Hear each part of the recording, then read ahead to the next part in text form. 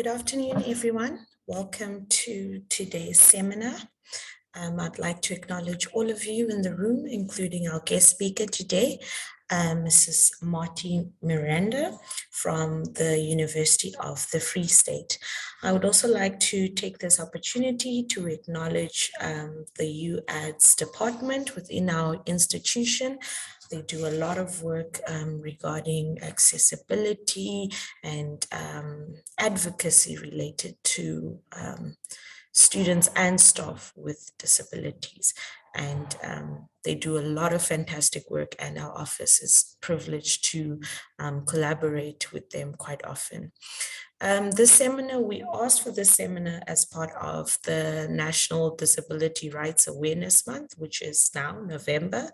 And basically what we're trying to do is to spread the message and join hands to continue to advocate for rights of those that suffer from disabilities, and to continue to advance the equality and social inclusion in our society. So that is the context of why we have the seminar today. It has been organized by the Transformation Office as part of its Equality Promotion and Social Inclusion project. Before I hand over to Ms. Marty Miranda, I would just like to read her biography so that you know the capable hands that we are in this afternoon. So as a child of deaf parents, Ms. Marty Miranda follows her passion for diversity and specifically persons with disabilities. She started her career as a sign language interpreter in 1997 and followed through providing access to deaf people while being employed by the Free State Association for Persons with Disabilities. In the Free State, in terms of its provincial government department for sports, arts, culture, and recreation. And since 2009, she has been working at the University of the Free State. In 2015, she became the head of the Center for Universal Access and Disability Support at the University of the Free State. And here she plays a role in ensuring that the university increasingly becomes universally accessible for students with disabilities, but most importantly, to move towards having an institutional culture which embraces and is welcoming to students with disabilities. After being part of a pioneering group for sign language interpreters to be trained in South Africa, she became a trainer, mentor, and one of the 10 accredited sign language interpreters in South Africa in 2014, and is a member of the South African Translators Institute. During 2015, Ms. Miranda obtained her bachelor's in management leadership in a field of study done on a holistic student support approach for students with disabilities at the University of the Free State. In 2018, she was elected and is currently the chairperson for the Higher and Further Education Disability Services Association, otherwise known as HEDSA. And with two important projects which it implements, firstly to assist TVET colleges by supporting them in advocacy and setting up services to support students with their disabilities, as well as to establish partnerships in order for institutions in regions to share best practices to assist in improving services provided to students with disabilities. She currently drives the universal access and universal design approach at the University of the Free State, and as well as their approach to include all students, including students with disabilities. She also invites the commitment and attitudinal shift to achieve inclusivity, and which is necessary to move beyond what it is now and is not just the responsibility of one department, but rather the university's collective aspiration.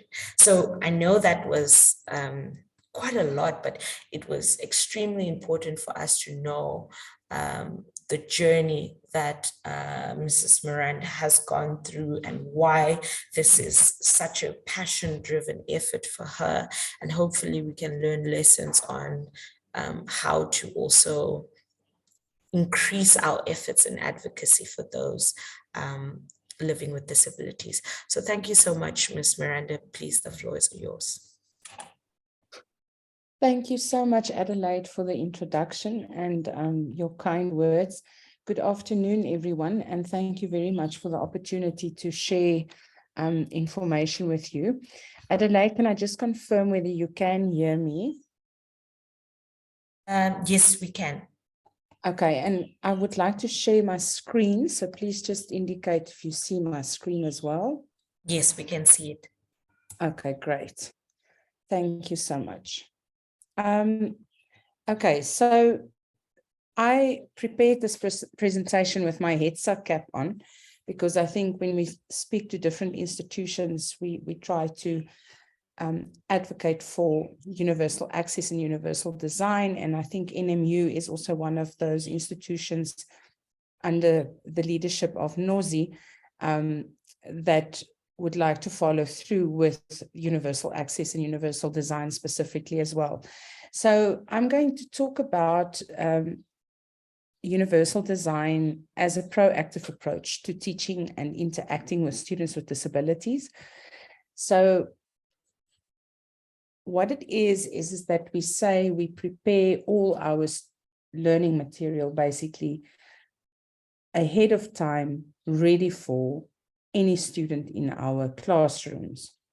So we recognize that the provision of specific accommodations or additional support, including assistive devices, will still be necessary, but that we, from the onset, plan universal design in our strategy or teaching strategies, because then we are not surprised the day when we find a student indicating that they are struggling or don't have access, etc. So the proactive approach is basically based on flexibility. Now, the universal design learning principles speak to providing multiple means of representation and providing multiple means of action and expression, and also providing multiple means of engagement. So those are the principles. So we are not saying that lecturers must now become experts on matters of disabilities, because your focus area and your expertise lies at different areas. So, but what we are saying is start small by using the +1 approach. So asking the question where your students usually get stuck with your course. And then if it's, for example, when students keep on asking the same questions about a specific assignment on an annual basis, then you know this is a particular problem every time. And then you find one or more alternatives for interaction with the information. So for example, you can upload a video or audio explanation on the learning management system to preempt the problem. So then being proactive. So at the beginning of the first or the second semester, you can extend a friendly invitation to students to encourage their disclosure of disability, either via email or in person. In that way, you'll be aware of the student in your classroom, and then you don't have to amend or fix things to accommodate the student. So then you're ready in any way. It helps to plan for your specific cohort instead of special accommodations to be made afterwards. So that's the basic idea here. So another way of doing this is to have alternatives for course content. So you have available paper-based textbook chapters or handouts in different formats. You can have an electronic format in PDF or Word or an HTML on the learning management system, it allows for adaptation into an audio format. An audio being our blind students, for example, make use of headphones, and then they listen by using screen reading software to the information on the computer. And then also use verbal or audio descriptions when images are used on PowerPoint or when you are writing an equation on the board. It allows for all students to be included when descriptive words are used instead of saying here and there. And here specifically, I can just give you an example that I experienced myself as a sign language interpreter, sitting in the classroom with your back towards the board, and the lecturer would point to the board and say, you take this and you put it there, and then you take it here, and so forth. And without seeing the board, you have no idea what is being talked about. And then the sign language interpreter is in trouble trying to explain the information to the deaf student. So, and the same with a blind student in the classroom will also not find meaning of the words here and there. And then you provide multiple alternatives for essential course information. So key information can be explained in a short video, including closed captions or a short audio with downloadable transcript or infographic or audio. So if you have a video and you can't find doing it with captioning, at least have a transcript or the video text available for somebody that is deaf or hard of hearing to be able to read the information then instead of just looking at visuals with no meaning. Then your diverse group is then included. So, and also your English second language students are included in that way. Students with textual challenges and those that are hard of hearing. So it's not just for students with disabilities. And the relationship with the disability unit for course specifics will remain important. There might be a need to identify tutors for specific modules. You can think that with mathematics, for example, a blind student might not be able to get the symbols of used in maths, and then to talk through it orally with a tutor is then the best way in studying and in writing assessments in that way. Human support might be needed for certain professions and for practicals, for social work, for example, when community work is done. There's a blind student, the blind student might need a professional or a qualified social worker to assist with the observations made in the community, for example. Then also the conversion of diagrams and graphs are important. Diagrams and graphs can't just be brailled. So the meaning of the diagram and the graphs must be explained as well. Sorry, I'm just trying to. Okay. Then the use of assistive technology or human support in the classroom should be allowed. You invite students to switch on their assistive technology at the beginning of a class. So if there's students that would like to take their laptops to a classroom or their digital recorders, I recall a specific student with autism that went to class purely just to make recordings with a digital recorder. So not because he wanted it for notes or something. It's literally because he couldn't concentrate in the class. So much so that he would then go and sit all those hours back at home to listen through the recordings so that he can, without any distractions, concentrate and make his notes. So, I'm now reminded about the student, the level of the concentration levels that he didn't, or concentration that he didn't have, was so much that he told one of the lecturers to remove her earrings, because even her earrings was disturbing, or distracting rather. So this models also the lecturer's acceptance of the diverse needs of students, and it also creates an inclusive culture, and it puts also less pressure on the learning management system if students are allowed to use their technology. Then make use of cooperative learning strategies with impromptu text. Have other students assisting in the class, maybe with reading. It's a wonderful opportunity for, I'm saying in inverted commas, normal student or the able student to learn about how people with disabilities do things differently as well.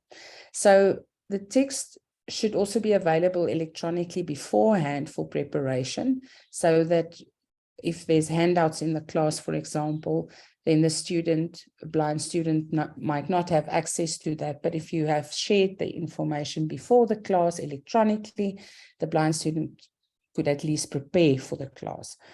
So one more alternative provides for autonomy and then less dependency as well.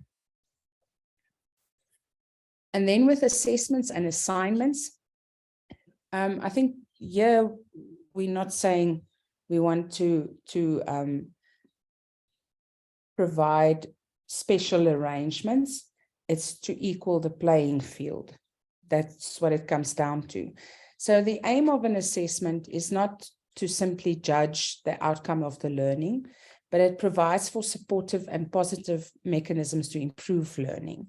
And students can also demonstrate what they know.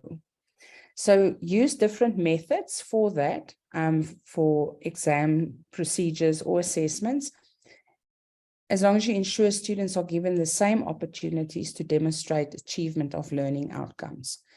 Provide more than one option of assessment. Less modifications for reasonable accommodation can be done if you allow for either an essay or an oral assessment, or video or a textual assignment, or a PowerPoint or paragraph answers, role play, as long as the student can demonstrate what they know. So then, if you have inflexible assessments, other ways of trying to help with that is to scaffold the assignment, provide clear steps for content and structure, and that benefits all students actually. So the disability unit's collaboration is necessary for reasonable accommodation or modification options to find the best way for the student.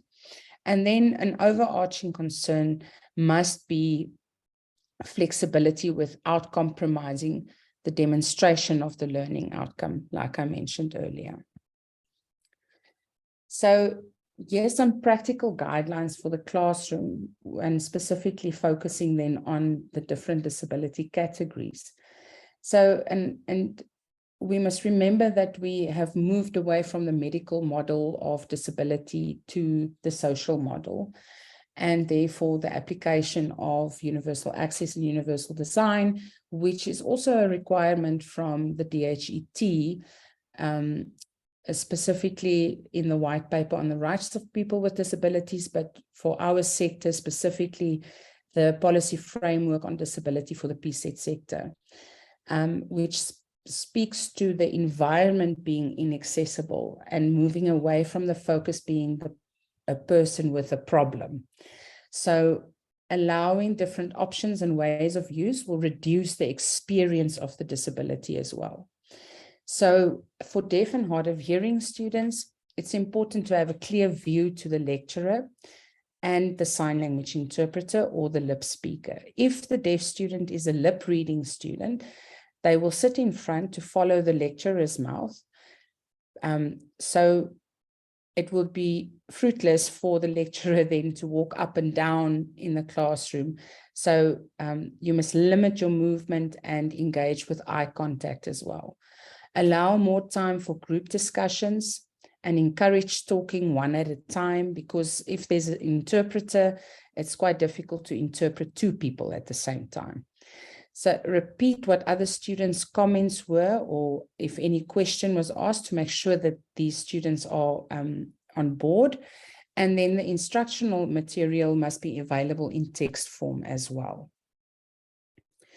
And students then with visual impairments, they can sit at the same place in the classroom, but you want to let them share spaces with other students as well. It's important here to say a student's name when a student is talking, or if when you're talking to the student, so that they know that you're talking to them, because they can't see that you're trying to make eye contact, for example. Then when other students raise their hands, identify them by name. It allows for the blind student to also get to know his or her classmates. And then we have to verbalize when we write on the board or demonstrate something.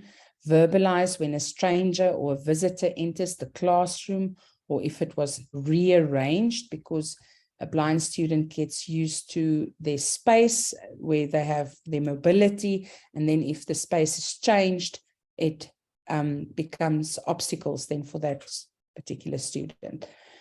It takes twice as long to complete an assignment if you use Braille. So be flexible with deadlines. The student remains responsible to submit on time, but be flexible with deadlines if the student indicates that it will take him longer. The assignment organization is more important than the layout and mechanics.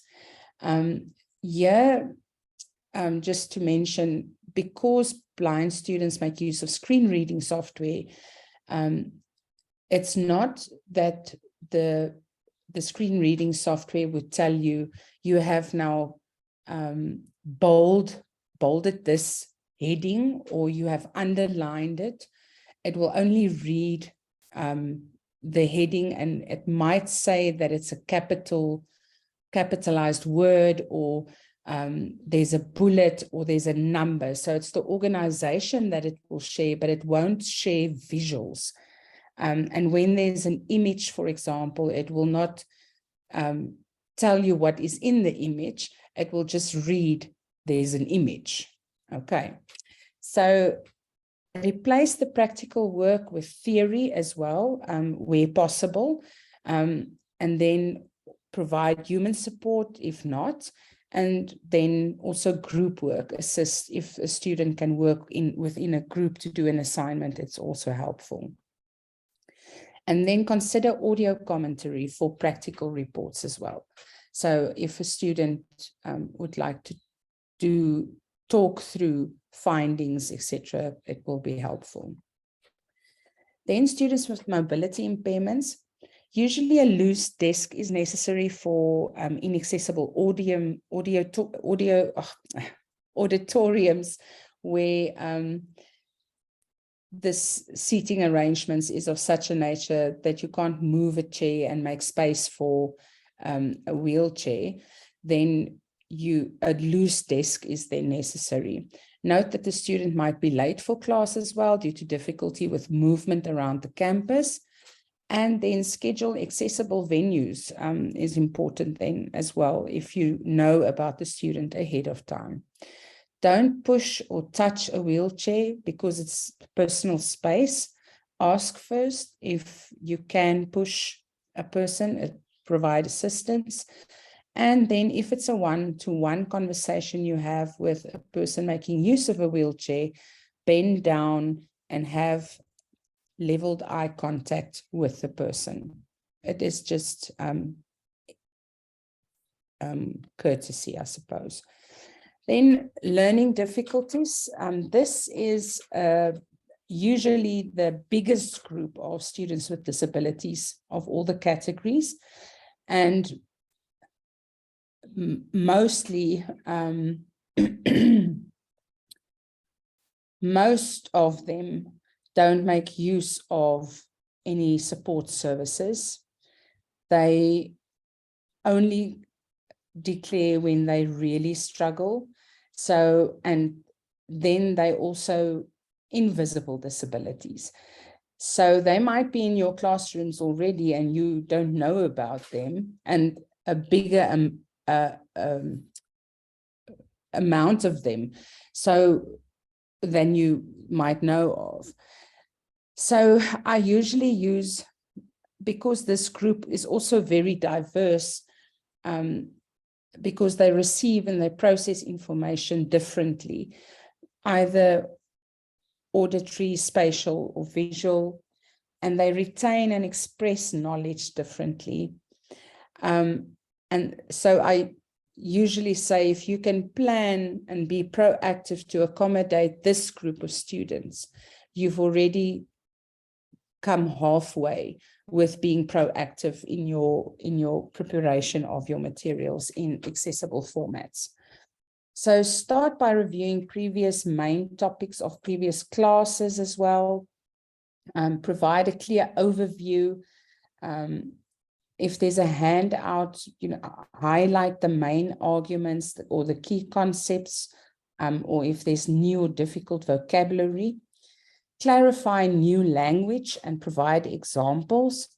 Allow time to read the handout because some of them have trouble reading. Avoid patterned backgrounds on slides with clear fonts rather.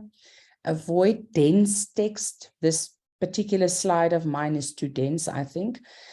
Use paragraphs, headings, subheadings, bullets. It's all helpful. Provide references to electronic copies when available. The student might use text-to-speech software, and then to listen to the info will then be easier with electronic copies thereof. Use a variety of means to present info as well, like a video or a flowchart or diagrams, and to reduce the note-taking, because some of them might have trouble scribing as well. Break information down if the task details are too long. Provide instructions in written form and assignment deadlines well in advance. That will also assist the student to plan their studies. Then our students with psychosocial conditions, which is fairly a new category, that we all know that mental health conditions became very apparent after fees must fall, and to accommodate these students are also important. And most importantly is that the relationship should be characterized by respect for their rights to dignity, confidentiality, and equity. Learning processes might be affected because they're dealing with anxiety or apathy, low self-esteem, lack of confidence, fatigue or irritability, panic attacks, lack of concentration, and disorganization. And it might vary from day to day. Not one day would be the same as the next. So flexible delivery of teaching material, either via email or the learning management system when unavoidably absent from class. So I've had students calling me to say that I can't see myself going to class today. Is it possible that there can be an arrangement made that I join online, for example, because they're more comfortable on that particular day to do it in that fashion. Consider requests for extensions on assignments with reasons provided.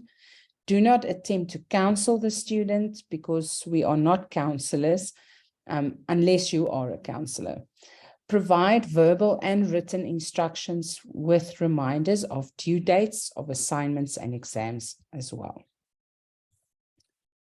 So what we're saying is to adopt a mindful approach. Make contact with students with disabilities in your cohort.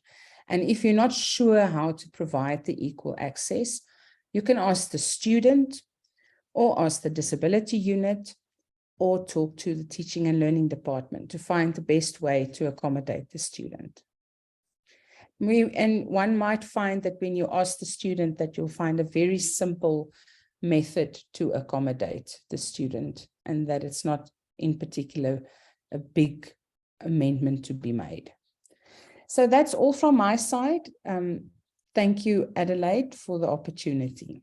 I don't know if there's time for questions. I'll welcome them. Thank you so much for that very insightful presentation. I know there's a lot of gems in what you shared, and I think I have a few things I would like to ask, but I'll open up to the floor first. So if there are any questions, this is the time. Please feel free to either post them in the chat or use the raise hand function or just unmute. Yes, it's definitely a very safe learning space.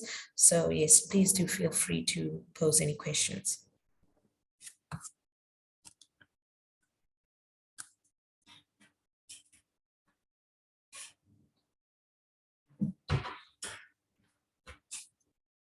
Okay, I think our participants are still a bit shy at this moment. So I think I'll take this opportunity then to ask a question. But I think before I ask, I would just like to acknowledge our UADS department once more. For NMU, we do have our UADS department, and they deal with universal accessibility within our institution, and they work closely with student and staff with disabilities and how to provide equal access. So definitely they are the go-to should you require further assistance on how to provide equal access as academics, or how to really teach and interact with students with disabilities. But I think my question was, I wanted to know, in terms of your university, the University of the Free State, what training do you provide to academics? Is it ongoing training, or when they're inducted, is there some type of training that you provide them on how to teach and interact with students with disabilities? How do you deal with that in your institution? Thanks, Adelaide. What we do is we have monthly, and this is done together with the Human Resources Department, monthly onboarding orientation sessions for newly appointed support personnel. So every month we, as the center, get an opportunity as part of their orientation to do training on disability and make them aware of our services as well.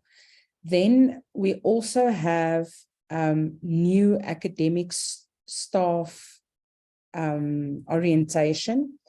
There's a storm coming up here in Bloemfontein, so I'm just mentioning it if you hear sounds of wind and thunder.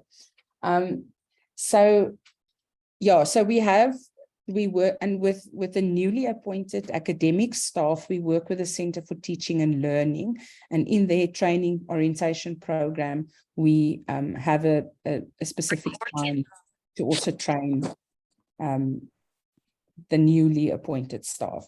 But then we also recently developed a short learning program, specifically talking to the introduction of universal design in learning, that we're hoping will assist in encouraging academic staff specifically to become more equipped with universal design to attend the short learning program. Yeah, so that's what we do.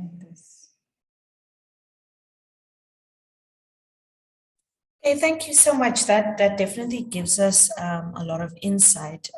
But is there something that is ongoing for all staff? Where I know you mentioned something very interesting at the end about those with psychosocial disabilities, and how mental health has become so prevalent in the last couple of years, and that one I think is a little different, or I don't know if it's more difficult to manage, I'm not sure, but is there a way now to make sure there's a ongoing process of constantly training or developing staff to deal with or to make sure that access is equal? Adelaide, I don't think there's an ongoing, we don't do any ongoing programs or projects to do this. So we've fall in with opportunities that is created for training, for support and academic staff. But then also we as a center fall within student affairs as a division, and we work very closely with our student counseling and development office, who is responsible for the awareness and advocacy regarding mental health. And that I know is done very regularly. They do training and they provide. I didn't get that. Oh, could you try again? I don't know. Siri now decided that she's bored.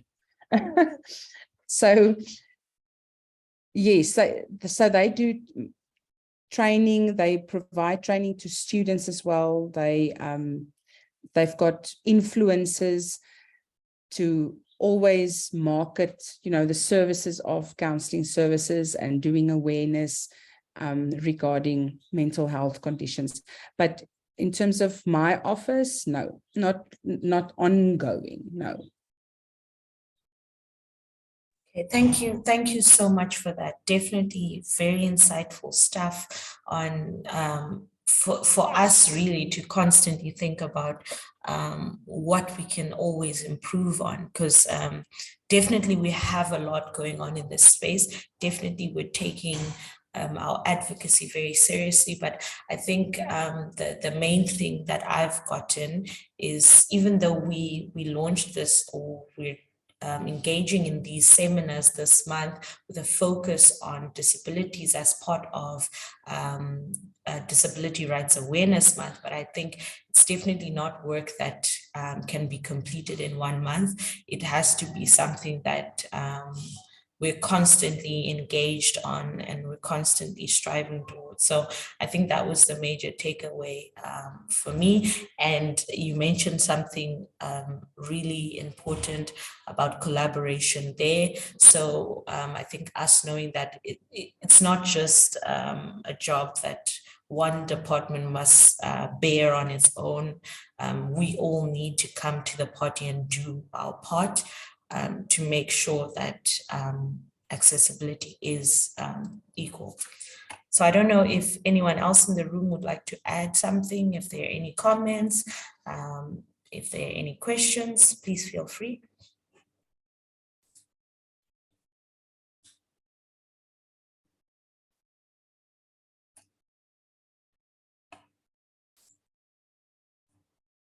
Okay, I'd just like to give that disclaimer as well, that most of our academics in the room are also marking at the moment. So there's a lot of pressure and our students are writing exams. So yeah, we are all over the place, but I don't know, Ms. Miranda, do you have anything that you would like to leave us with? Some parting words, some advice?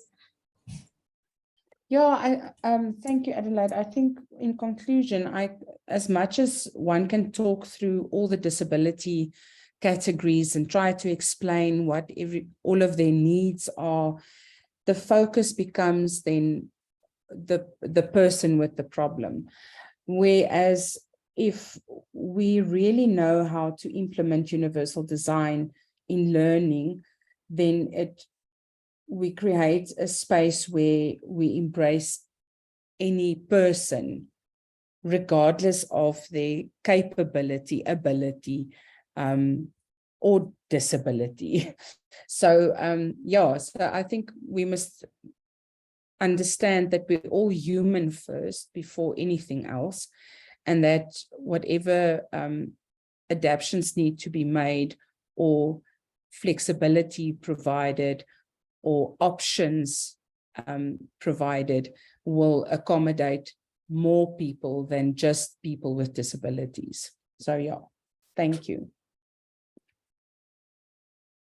Thank you so much for taking the time out. I know you're also very busy. It's that time of the year where it's crunch time.